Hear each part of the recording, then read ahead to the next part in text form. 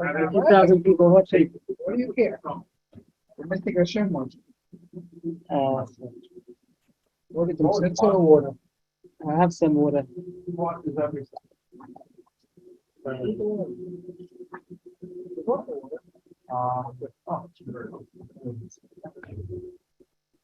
Another trader. Nice sandals. Only you know this.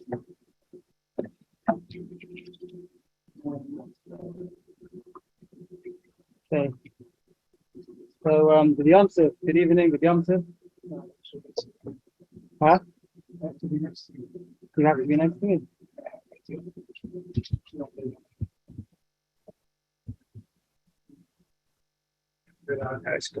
Okay. What's your Thank you.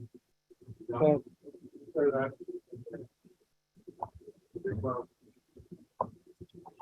okay, good Yosef.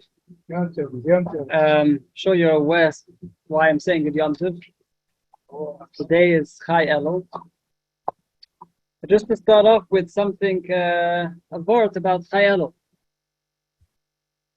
So we know Chayos of Elul is the birthday of the Baal Shem Tov and of the Alter Rebbe.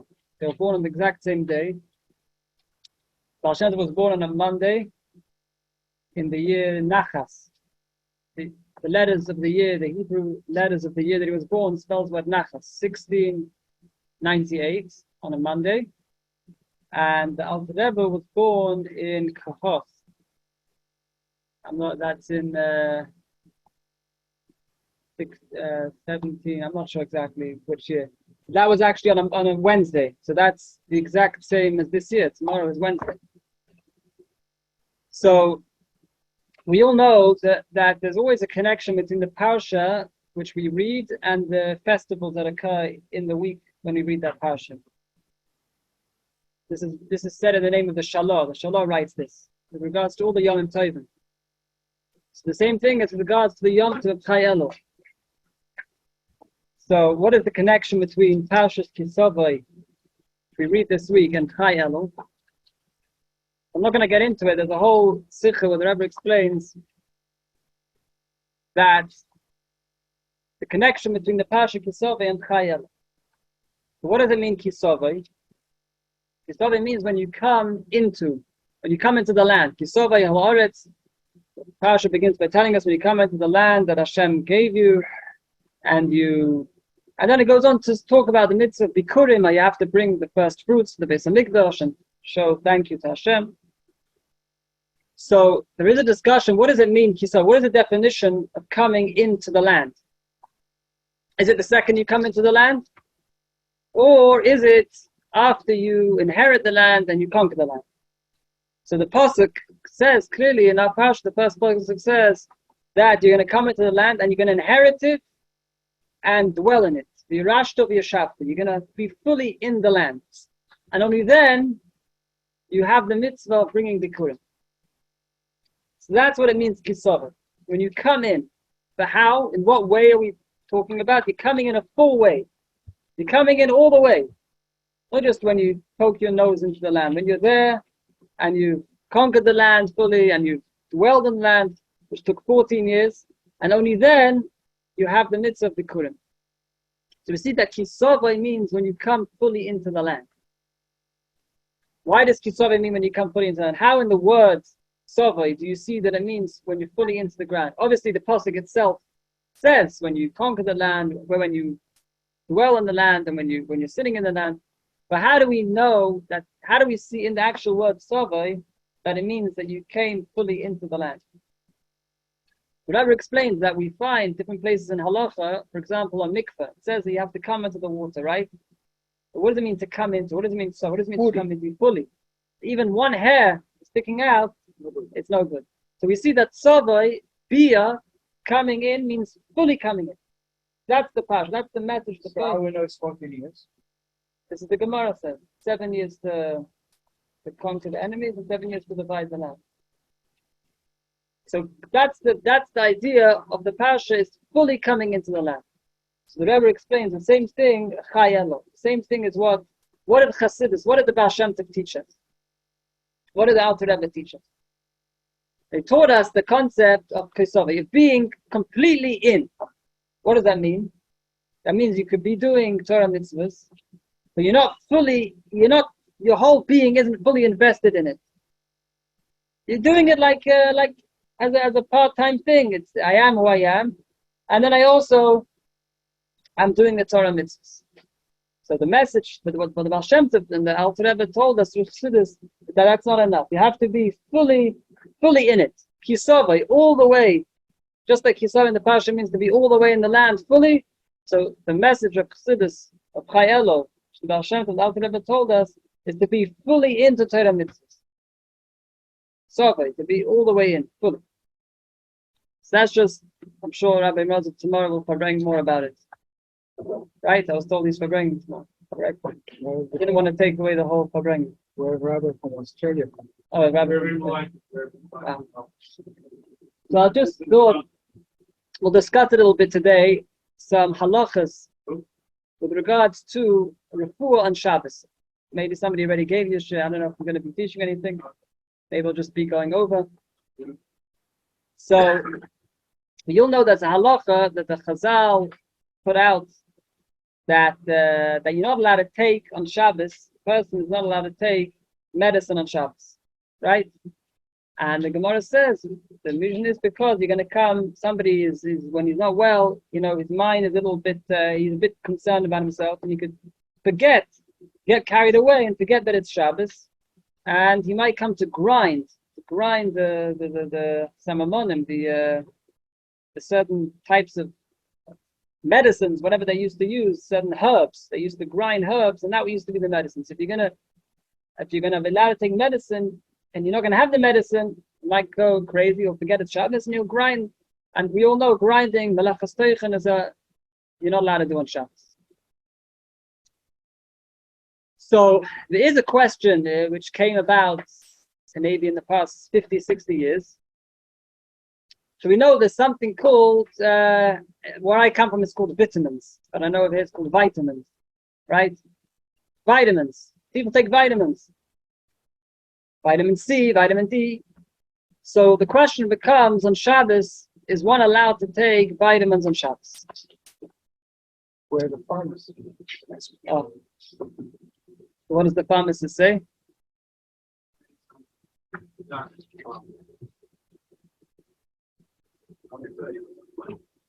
It depends on the doctor.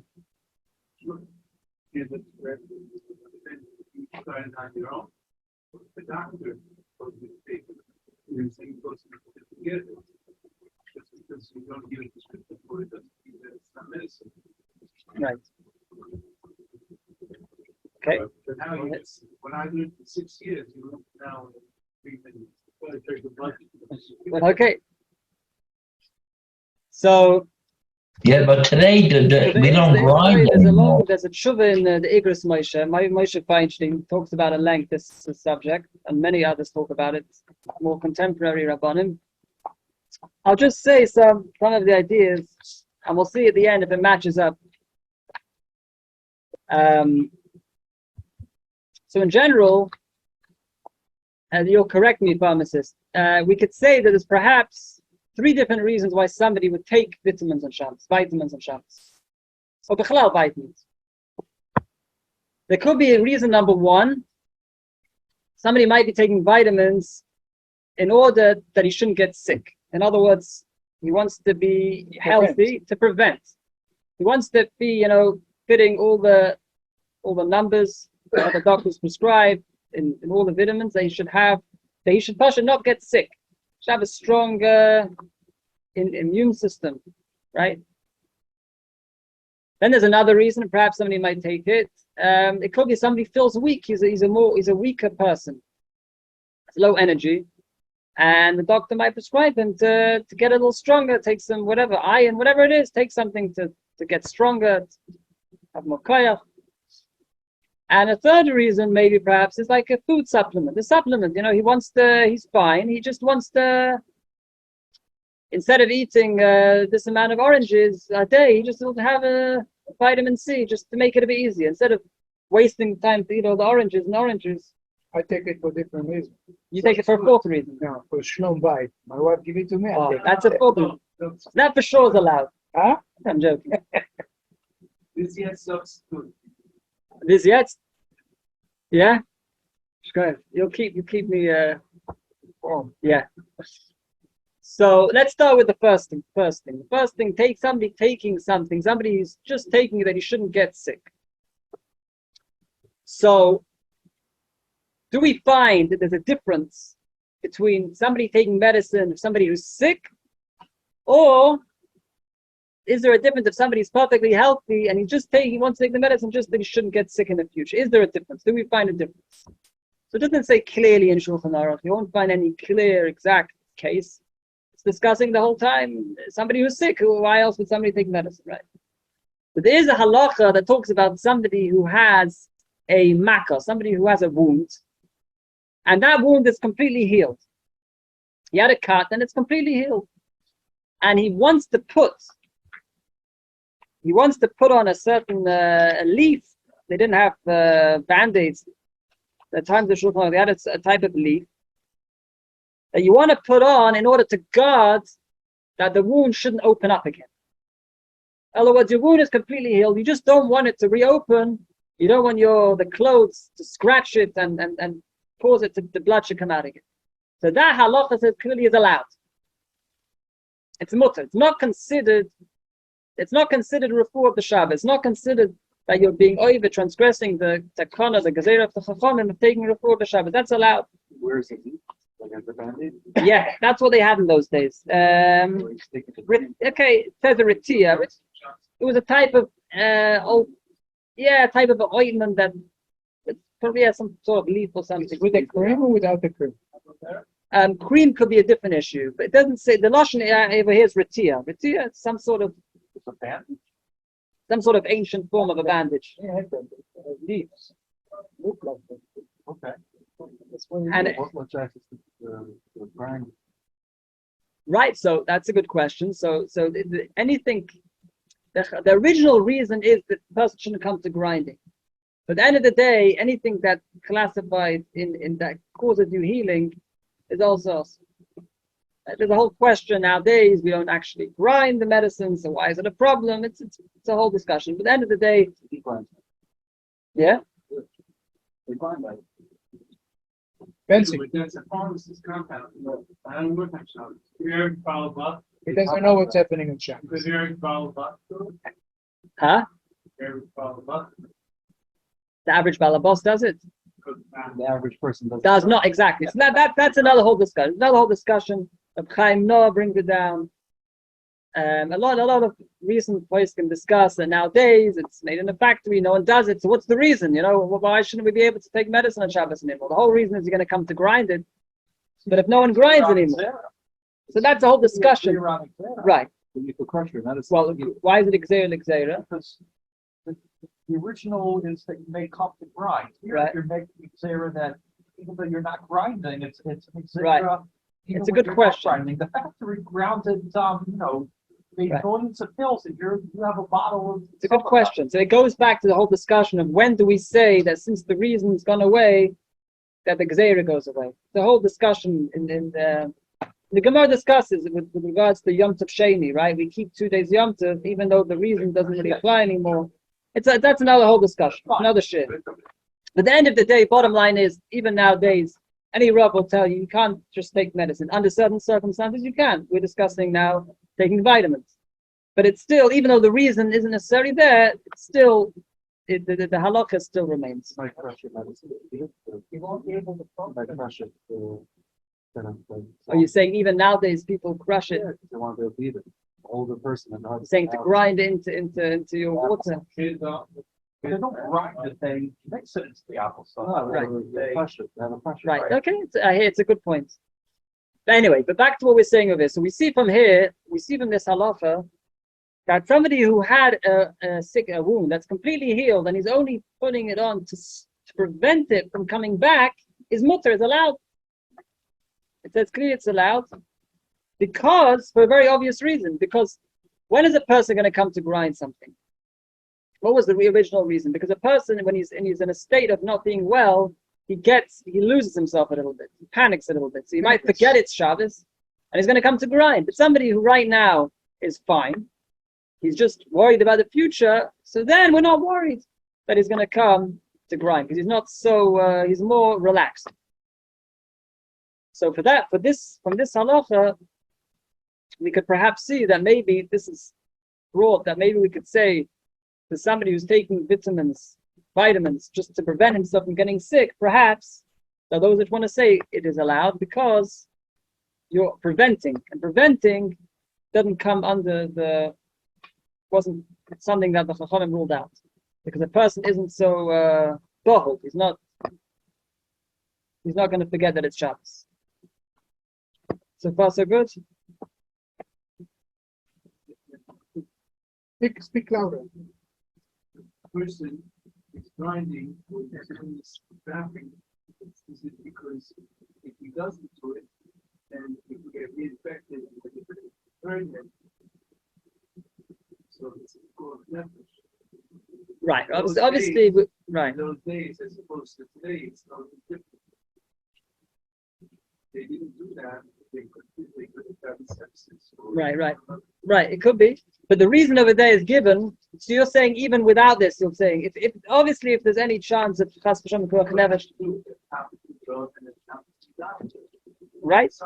At the end of the day, 100%. We're just discussing it. We're just discussing as a discussion. Obviously, practically, check with your local Orthodox rabbi and the doctor. We're just discussing what it says here. So, And you're saying what's the right one it is to master right, but in the halach, it doesn't bring up that. It's just the reason is given is because you've already healed.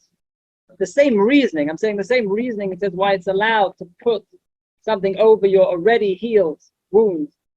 Why it's allowed to put something on to prevent it from reopening is because it's already healed. You're only for stopping something from coming in the future. So that same reason we can apply with taking vitamins for somebody who wants to stay healthy, doesn't want to get sick again. So it's also, he's not taking it for right now.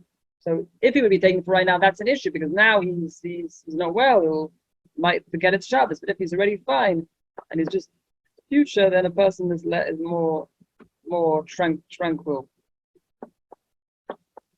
Now with regards to taking it, somebody who's healthy and he wants to take it to become more strong. So there's a very interesting halacha that the Magen Avraham learns out, that this issur, this prohibition for a person to take medicine is even from somebody who's healthy, which a little bit contradicts what we spoke about before. We're going to go a little bit in circles. He has many different proofs that this gezerah, that a person not taking medicine on Shabbos is even a perfectly healthy person. It's not necessarily talking about somebody who's sick. So the question becomes, what Moshe Feinstein deals with in his Tshuva and many others is what does it even mean? Who are we talking about over here? Somebody who's healthy cannot take medicine. If he's healthy, why is he taking medicine? Yeah, it all depends what you call it. If you call it a vitamin, it's not. I mean, plenty of well people take vitamins every day. It's, as we said, for strength or to feel well. Right. Very good. Yeah. They're not sick. Right. But if you call well people don't take medicine, and if it's prescription, you may not be able to get it anyway. Right. People take aspirin every day. People take and for different reasons. Right, but what is so right? So it's true. This his answer he gets to is along the lines you're saying, but he opens up with the question because if you're talking about somebody who's literally healthy, that's what the Magen Avraham is saying. Somebody who's healthy, and it says even him he can't take medicine on Shabbos. So what you're saying is a good answer. So this is what the Igros Moshe discussed. But a sick person could take the medicine, so it may depend on what is the purpose. Well, a sick person. What is the item? Who is taking it, and what is his condition? So there are different many different factors. Yeah. So a sick person it's not. He can't always, depends, different levels the Shulchan Aruch discuss, different, when could a sick person take? Yeah, is he sick in his whole body? Is it? Very good, yeah. But this is a new discussion now. It says even a healthy person can't take. So what does it mean, a healthy person? Like this for the Holy Soul, which is not applied. If you're taking the medicine, because if you don't take it, you won't be able to function well. Right. So that's another share. Another share is But you gotta emphasize that people will walk away. I think that right. Now I made it clear to begin. Now we're just discussing taking vitamins for Shabbos. That any other questions? That's another share. Can't cover everything at once. But just discussing taking vitamins, we're supposed to discuss one reason for somebody taking it to prevent. So there's reason to say it's allowed. Again, practically what you should do, don't rely on this shit. Practically anyone is taking vitamins. If you're getting doubts after so this right shit, now we're called speak to a vitamins rock. medication. Perhaps. Oh, so you're discussing it. That's what we're asking. That's what we're asking. Then maybe it's a whole different ballgame. Why wouldn't it be a medication? Well, like you already said, maybe it's preventive. Maybe No, so preventive isn't not saying really a it's not refuah. saying it's not a refuah. We didn't say it's not a refuah. Medication. What? What's the difference between vitamin and medication? That you're not sick. So let's clarify. Let's clarify. Make a definition to understand. Right. We weren't saying before that the vitamin isn't a medication. We were saying taking in certain cases doesn't come under the gezeira of Chachamim. Chachamim only prohibited somebody who's right now sick, so they can't take something because now they're not in a good state of mind. They might forget about Shabbos. But we're saying somebody who's fine now and it's just about the future. So perhaps for them, the Chachamim never told them that they can't take it. So but they could But I still can come say to Christ. definition so that we don't have a discussion to be one. Vitamins are something that the body needs in general, but doesn't produce and doesn't contain it, right? Right. But vitamins are nutritional supplement, and so is food. So if you can be able to eat food, then why would you need to take vitamins? That's one. If a person has to take a vitamin, then is it because the doctor feels that they lack this vitamin and they need it so that they can stay healthy, and then for some reason they forget it. Right. Just because the government decided that this thing is not a prescription item doesn't necessarily mean that it's not medication. Right. Yeah. I made it very clear. Yeah. So back to what we were saying. So this halacha, I was trying to look for it before, about a healthy person also not allowed to take medicine. So basically, the Igros Moshe, I think it says a little bit along the lines, if I understood you correctly. He basically says, what does it mean, a healthy person taking medicine? Seemingly, it means somebody, like you're saying, somebody who doesn't have any actual diagnosis, and he's just a little weak. He doesn't have any disease, and he wants to take something to make himself stronger. So, seemingly, based on this halacha, it makes a big issue. Perhaps it should be also to take for a person to be taking vitamin on Shabbos, because this is what the halacha is saying. It's saying somebody who's healthy cannot take medicine. And what's the analogy for that halacha? It seems it fits exactly, seemingly, with the story we're discussing now. He's healthy, just a little weak. He wants to take vitamins. So it's like this halacha. With the Magen Avraham, according to the Magen Avraham, it's debatable if a healthy person cannot take medicine. But according to the Magen Avraham and the Shulchan Aruch Harav, the Alter Rebbe goes like him, and also the Mishnah Berurah, that they are machmed, that's somebody healthy. That's also included in the gzeira of not having medicine. And right, we're calling vitamins medicine. Yeah. Okay. Yeah. We're assuming that you bring up a very good point. It could be they're not. He may not be weak at all. He may be very strong. He works out every day, and he takes vitamins as part of his regimen. So that's a third category. The category the Igros Moshe says that he's weak, and I'm saying right. So we're going to get there. We're getting there. I'm saying now Igros Moshe wants to say that somebody who's weak, and he's actually taking the medicine, vitamins to actually make himself strong. And it's actually, he adds a very important point. It has to actually be making him strong, which he, by the way, points out that he thinks most of the vitamins, what he knows at least, he didn't see that they actually make somebody stronger. So he's assuming if you have a guy who's weak and he's taking vitamins, it's actually making him strong. It's doing something. Because if he's not doing anything, that's for sure not a medicine. If you're the same person after than before, that's not a refuah. That's not doing anything. But if it's actually making you stronger and it's recognizable, you're becoming stronger, so perhaps then Igros Moshe, not perhaps, he is machmir and says that in that scenario, a person would not be able to be taking vitamins. Again, this is the opinion of Igros Moshe. And again, at the end of the day, if anyone has questions and awakening doubts about people's conduct, then always check over with your local Rav. I'm sure they'll be happy to clarify things. But he does finish off by saying that if somebody is taking it, right? I mentioned that if it's not recognizable that he's becoming stronger, it's just so then that could be okay. It's not doing anything. You may do a combination of things. You may not be able to pinpoint that the vitamins make a difference. He's working out, he goes to the gym, he goes jogging, takes vitamins, that's healthy. Right. So by the way, you brought up a point. Doing exercise on Shabbos for health. I didn't mean he does exercise on Shabbos, but right. You're just saying in general, right? All week long, he does a variety of things to stay healthy, right? Including the vitamins. So who knows if the vitamins, if you can pinpoint that the vitamins make the difference. Right. Who knows? Right. I guess you got to be a nutritionist. Yeah. So there's a third point. We'll perhaps we'll finish with that, and then if anyone wants to discuss. So there is a Mishnah in Masechtas Shabbos. You might have heard of this concept before. It's called Michael Brian, right? The Mishnah lists things that one cannot do on Shabbos for medical purposes.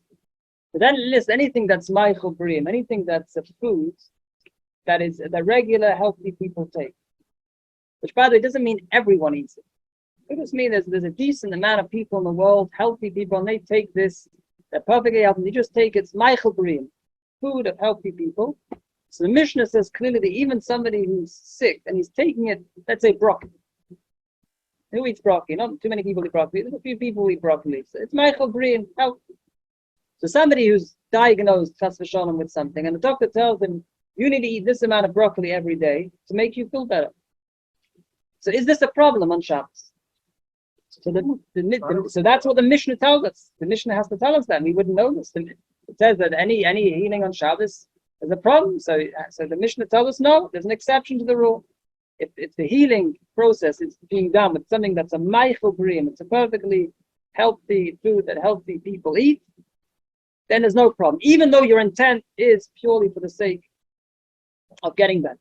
I say it's food. So people say if you're sick, you have chicken. Right. So that's totally fine. That's not even a question. Yeah. But what the question is, what do we say about vitamins?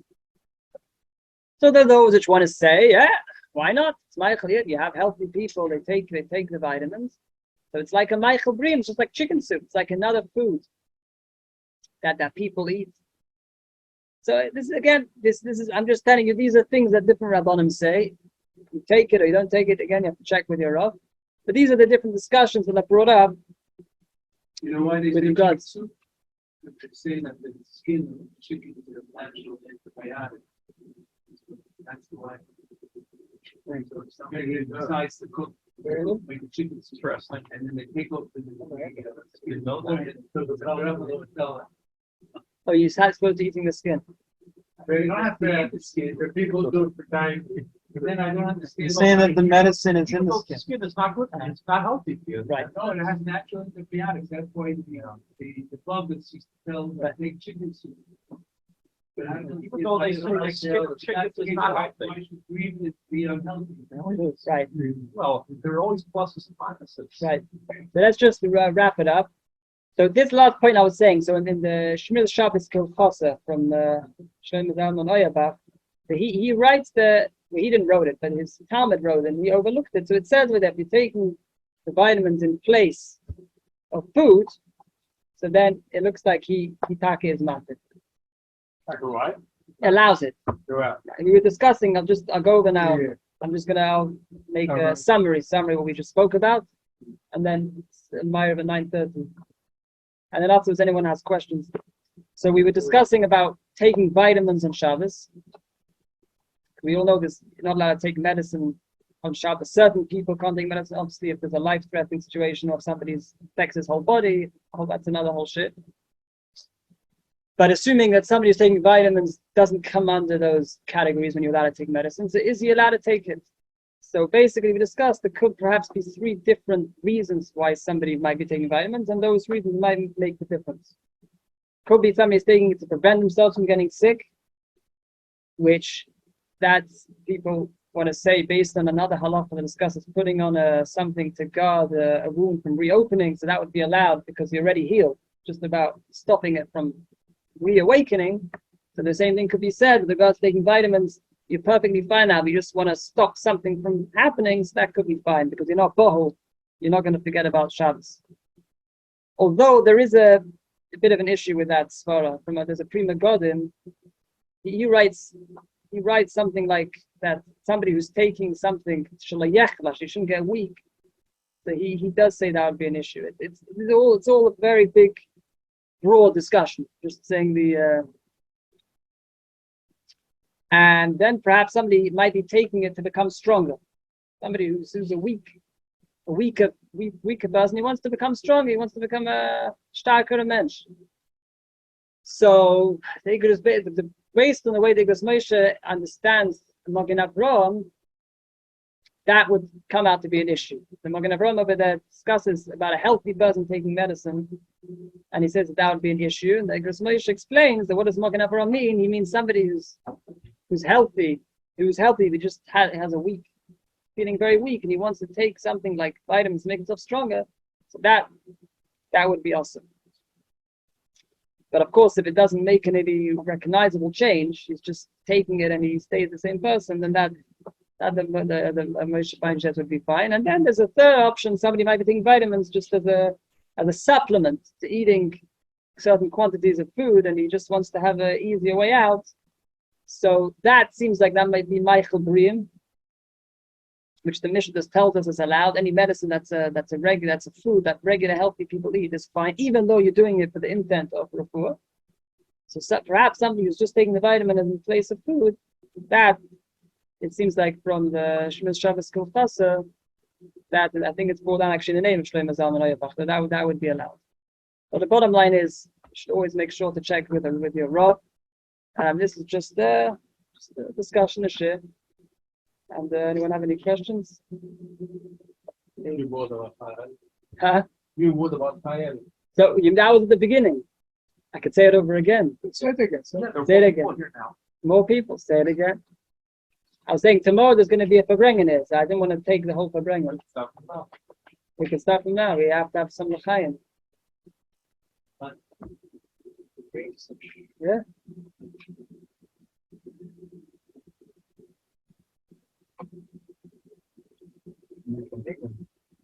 Yeah, okay, that's a good idea.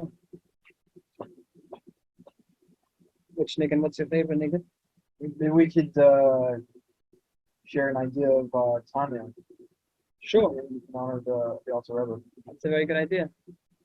You want to have the honor? No, I was gonna refer that to you.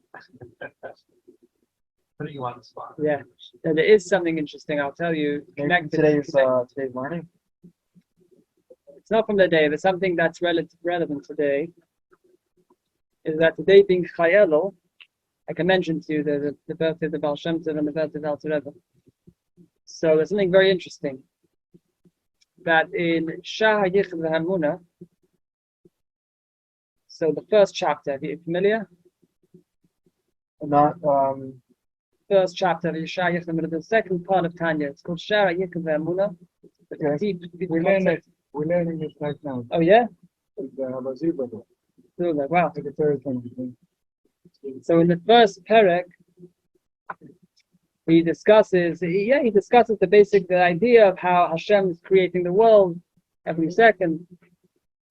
So if you remember on the first page, Shaykh Mani brings down a pasuk that says La'olam Hashem Devar Chanitzav B'Shamayim.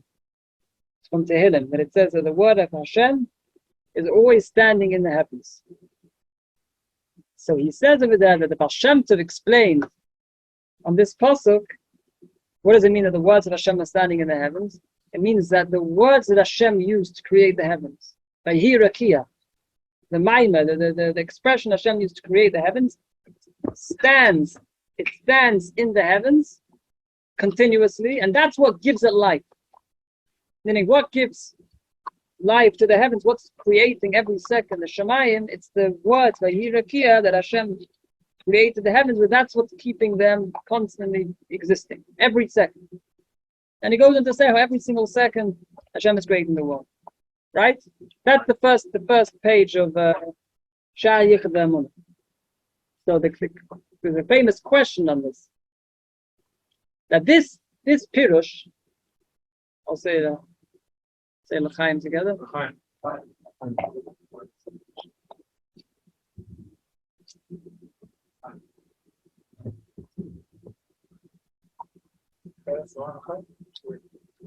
Yes. So this Pirush on the pasuk, Lo'ilam Hashem Dvorach Nitzav B'Shamayim, that it means that the word Vayirakia is what's giving the life to the heavens. Actually, it's from a medrash. I think a medrash Tehillim maybe. It's a medrash, right? It's not a chiddush of the Baal Shem. The Baal Shem didn't make up that interpretation. That Lo'ilam Hashem Dvorach Nitzav B'Shamayim, it means that the minus, the word Vayirakia, is what's constantly creating the Shemayim. That's not the Baal Shem. The Baal Shem didn't make that up. It's a medrash. The medrash 2,000 years before, right? So obviously the Alter Rebbe knew this medrash, right? So why does he bring it in the name of Baal Shem Tov? So there's a few explanations why. But one of them is relevant to today. I spoke right at the beginning. We said that Baal Shem Tov, when was Vayirakia said? What day?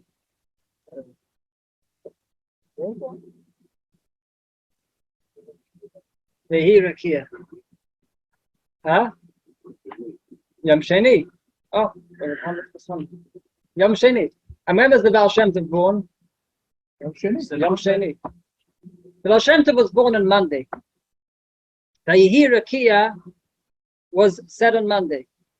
So the Alter Rebbe, what he wanted to do was, he wanted to, so to say, remind us at the beginning of his book, which is obviously based on the teachings of his teachers, the Baal Shem Tov, he wanted to put in his Baal Shem Tov and remind us, bring something in his name, which really, he's not really the one who made it up, it's from a medrash, but he's saying it in the name of Baal Shem Tov to kind of underline the fact that this was the day, Monday, the Yirakia was connected, so that's the day when he was born.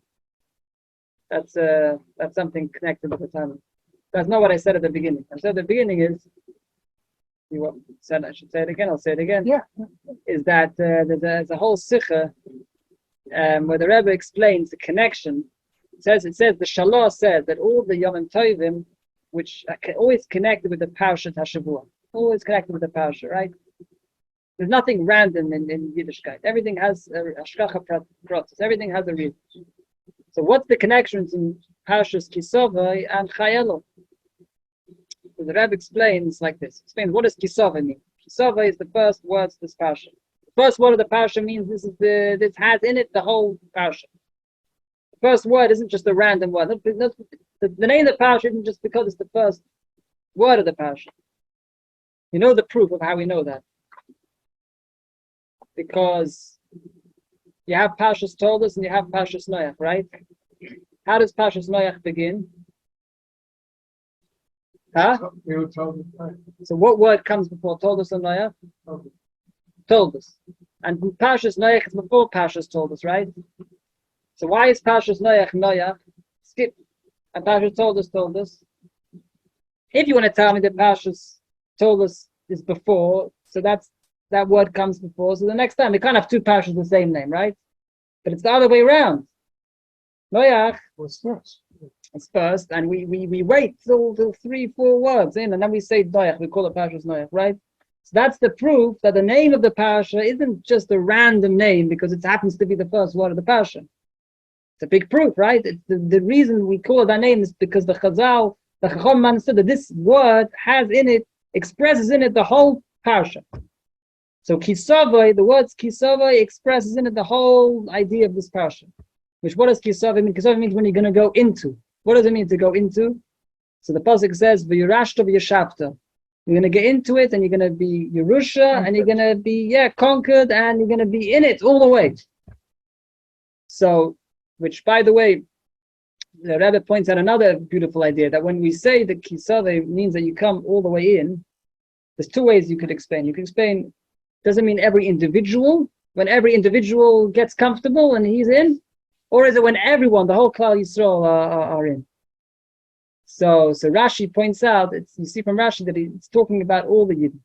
That the mitzvah of Bikurim isn't individualized. It's not that when everyone has his house and he bought his house and he's comfortable, and now he has the mitzvah Bikurim. No.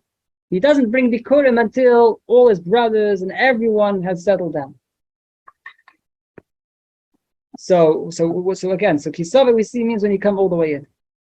So the Rebbe explains the same thing is by Chassidus, Baal Shem Tov and Alter. But what did they teach us? What did they add in Yiddishkeit? They didn't add anything in Yiddishkeit, right? There's a famous story that somebody asked the previous Lubavitcher Rebbe. He asked him, they said, "What does Chassidus add? Well, what is Chassidus?"